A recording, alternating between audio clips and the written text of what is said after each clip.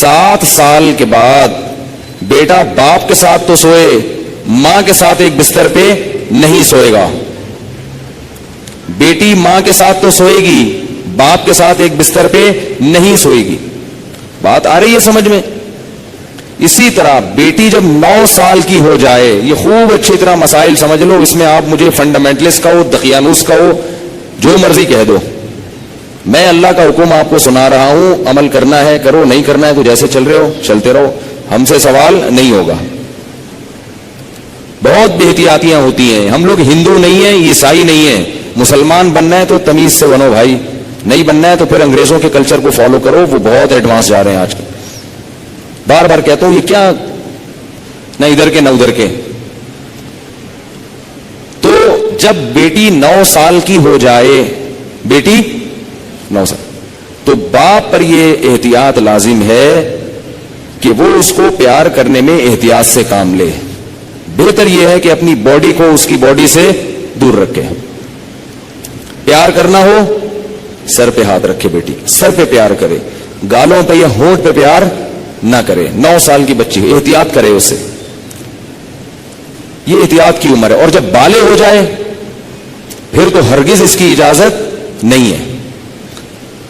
کیونکہ مسئلہ یہ ہے کہ باپ اگر بیٹی کو اس طرح سے پیار کرے اور خدا نخواستہ باپ کے دل میں شہوت پیدا ہو گئی, اور اس کی کچھ تفصیل ہے, یہ خود سے فیصلہ نہ کریں, مفتی سے, کسی مفتی کے سامنے پوری صورتحال رکھیں, تو اگر یہ شہوت پیدا ہو جائے تو اس بیٹی کی ماں اس باپ پر ہمیشہ کے لیے حرام ہو جاتی ہے.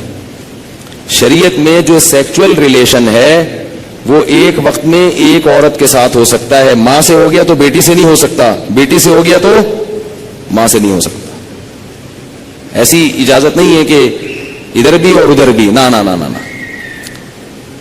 سوتیلی بیٹی جو ہے نا, قرآن نے کیا کہا ہے کہ جب کسی عورت سے نکاح ہوا تمہارا اور نکاح کے بعد اس عورت سے تمہارا سیکچول ریلیشن قائم ہو گیا تو اس عورت کی بیٹی تم پر ہمیشہ کے لیے حرام ہو گئی. اب اس بیٹی سے کبھی بھی قیامت تک کے لیے نکاح نہیں ہو سکتا. اگر وہ ریلیشن قائم نہیں ہوا اور ریلیشن قائم ہونے سے پہلے طلاق ہو گئی تو بیٹی سے شادی ہو سکتی ہے. قرآن کی اس آیت سے فقہا نے, امام ابو حنیفہ نے اور ان کے شاگردوں نے اور بہت سارے تابعین نے استدلال کیا ہے کہ اسلام میں ایک وقت میں جس عورت سے ریلیشن ہوا اس کی ماں سے, اس کی بیٹی سے ریلیشن نہیں ہو سکتا. نہ حلال, اور حرام تو ویسے ہی حرام ہے, حلال ریلیشن بھی نہیں ہو سکتا. کسی عورت سے جب ریلیشن ہو گیا تو بیٹی سے اب حلال شادی بھی نہیں ہو سکتی, قرآن نے منع کر دیا. کسی عورت سے اگر خدا نخواستہ زنا ہو گیا, اب اس عورت سے تو شادی ہو سکتی ہے, اس کی ماں سے یا اس کی بیٹی سے شادی نہیں ہو سکتی. خوب سمجھ لیں یہ مسئلہ اچھی طرح سے. اسی طرح یاد رکھو کہ اگر داماد نے خدا نخواستہ بہو کے سسر کے ساس کے ساتھ, داماد اور ساس میں کوئی ریلیشن ہوا سیکچول, کس میں؟ داماد میں اور ساس میں, تو یہ جو ساس کی بیٹی ہے یہ اس پر ہمیشہ کے لیے حرام ہو جائے گی. اسی طرح بہو میں اور سسر میں ہو گیا تو یہ بہو اپنے شوہر پہ ہمیشہ کے لیے حرام ہو جائے گی. بات آ رہی ہے سمجھ میں؟ اگر کہیں ایسا ہوا ہو تو خود سے فتویٰ نہ دے دیں, کسی مفتی کے سامنے باقاعدہ رکھیں. بعض لوگ خود مفتی بنتے ہیں, اس میں کچھ ڈیٹیل ہے مزید, وہ میں ڈیٹیل اگر بتاؤں گا تو بہت لمبی بات ہو جائے گی. تو کسی کے ساتھ ایسا خدا نخواستہ ہوا ہو تو خود سے فیصلہ نہ کرے, کسی مفتی کے سامنے پوری, کیونکہ کچھ شرطیں ہیں. تو میں ڈیٹیل میں نہیں جا رہا, میں صرف آپ کو مسئلے کی حساسیت بتا رہا ہوں کہ احتیاط, بولو بھائی, ضروری ہے. کن رشتوں سے احتیاط ضروری؟ سگی بیٹی سے احتیاط ضروری, بیٹے کا اپنی ماں سے احتیاط ضروری, ساس سے احتیاط ضروری, داماد سے احتیاط ضروری. یہ وہ رشتے ہیں. سوتیلی بیٹی سے احتیاط ضروری. کسی عورت سے آپ نے شادی کی, اس کی بیٹی آپ کی محرم ہے, لیکن اگر اس سوتیلی بیٹی سے سیکچول ریلیشن ہو گیا تو وہ بیٹی تو حرام تھی, اس کی ماں بھی ہمیشہ کے لیے حرام ہو گئی.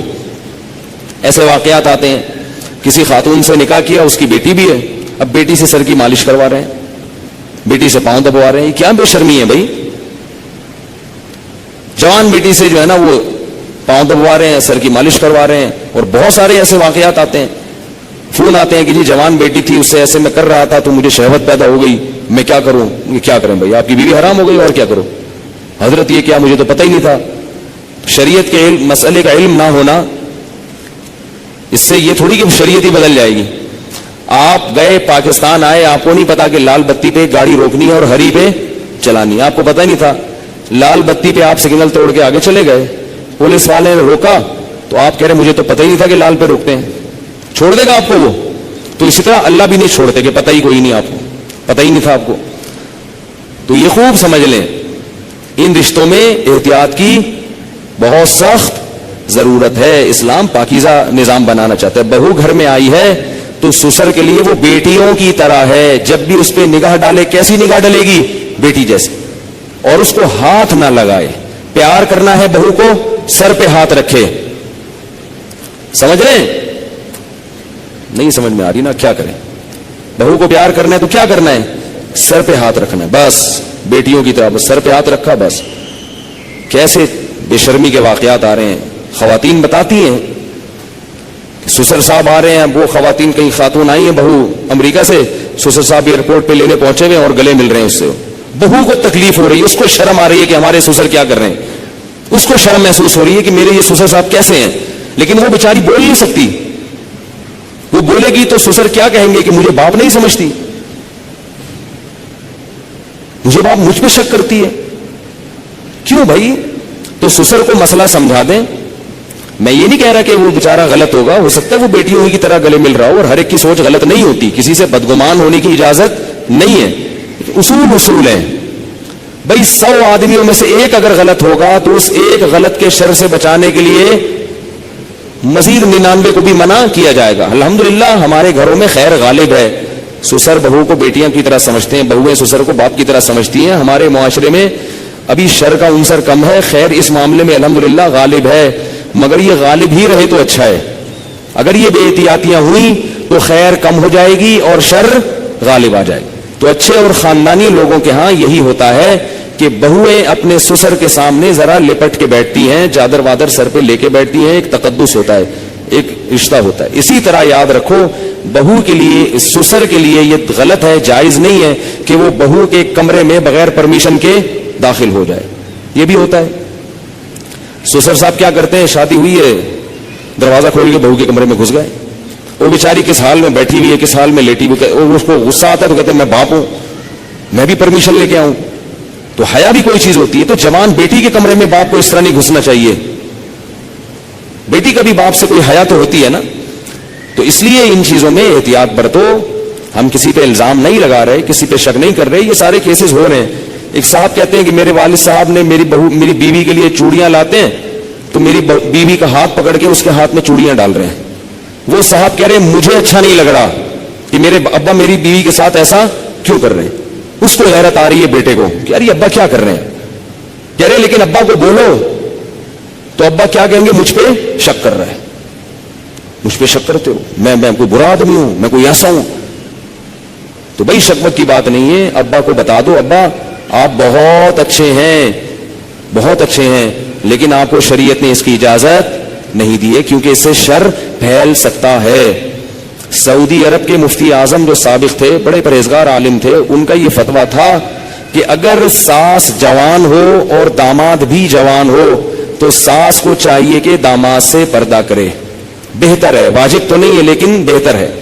اسی طرح اگر سسر بالکل جوان ہو اور بہو بھی بالکل جوان ہو تو بہو کو چاہیے کہ وہ سسر سے اس زمانے میں پردہ کرے۔ تو ہم یہ تو نہیں کہہ رہے کہ پردہ کرے، ہم تو آسانی دے رہے ہیں، پردہ نہیں بھی کرتی تو کم از کم احتیاط لازمی کرے۔ یہ تو وہ رشتے ہیں جو اللہ نے حرام کر دیے، اور دیور کیا ہے، وہ تو موت ہے بھائی، حدیث میں آتا ہے۔ ٹھیک ہے اس سے رشتے حرام نہیں ہوتے، دیور سے خدا نخواستہ کوئی سیکسول ریلیشن ہو گیا تو نکاح پہ فرق نہیں پڑتا، مگر رسول اللہ صلی اللہ علیہ وسلم نے دیور سے اتنی احتیاط کا حکم دیا، فرمایا الحمو موت، دیور کیا ہے، موت جیسے۔ سب کچھ ہوتا ہے گھروں میں اللہ کے بندو، اتنا گھننا بننے کی ضرورت نہیں ہے، احتیاط برتو۔ جوان بھابھی کیوں دیور کے سامنے آ رہی ہے، کیوں فری ہو رہی ہے؟ ٹھیک ہے آپ کے گھر میں نہیں ہوتا، آپ کے ہاں اچھا ماحول ہے، لیکن یہ ماحول اچھا جب ہی رہے گا جب احتیاط رہے گی۔ ورنہ آہستہ آہستہ کیا ہوگا, خراب ہو جائے گا ماحول. تو یہ ایک بات تھی جو میں نے بتانی تھی آپ لوگوں کو کہ اس میں احتیاط ضروری ہے. تو اس میں گھروں میں احتیاط کیا کر رہی ہے, لڑکے کو کزن کے ساتھ, فیمیل کزن کا تو سوال ہی پیدا نہیں ہوتا, میں میل کزن کی بات کر رہا ہوں, میل کزن کے ساتھ ایک بستر پہ سونے مت دو, ٹھیک ہے. اور جب وہ تھوڑا سا بڑا ہوتا ہے تو اس کی کزنیں جب آتی ہیں تو کزنوں سے ہاتھ ملانے, بول لو نا یار کیا ہو رہا ہے بھائی, جملہ مکمل کیا کریں, کزن سے ہاتھ ملانے مت دیں. اگر بچپن سے کنٹرول کیا تو کنٹرول میں آئے گا. براڈ مائنڈڈ بنانے کی کوشش کی تو خدا کی قسم بہت زیادہ براڈ مائنڈڈ بن جائے گا. اس زمانے میں تھوڑا نہیں ہے کوئی بھی, اس زمانے میں کوئی بھی چیز تھوڑی نہیں ہے. جو براڈ مائنڈڈ ہے نا بہت زیادہ براڈ مائنڈڈ ہے. پھر آپ ساری زندگی بولو گے مولوی صاحب کو دم وظیفہ بتا دو. مجھے لوگ کہتے ہیں وظیفہ بتا دیں بچہ ٹھیک ہو جائے. کہتا ہوں وظیفوں سے بچے ٹھیک نہیں ہوتے. وظیفوں سے بچے ٹھیک ہوتے نا تو پھر تو دنیا میں کوئی شر پھیلتا ہی نہیں. بچے ٹھیک ہوتے ہیں تربیت سے. ہر چیز عاملوں پہ ڈالی ہوئی ہے, وظیفے وہ بھی, وظیفے بھی وہ عامل بتائے گا. اس سے اپنے بچے نہیں سمجھ رہے, تمہارے بچے کہاں سے وظیفے. جو عامل تمہیں بتایا نا یہ وظیفہ پڑھ لو تو بچہ ٹھیک ہو جائے گا, اس سے بولو تمہارے ٹھیک ہو گئے, تمہارے ٹھیک ہو گئے کیا. تربیت کرو اللہ کے بندو. یہ جو چیزیں بتا رہا ہوں پھر بھی بگڑتا ہے تو آپ سے سوال نہیں ہوگا.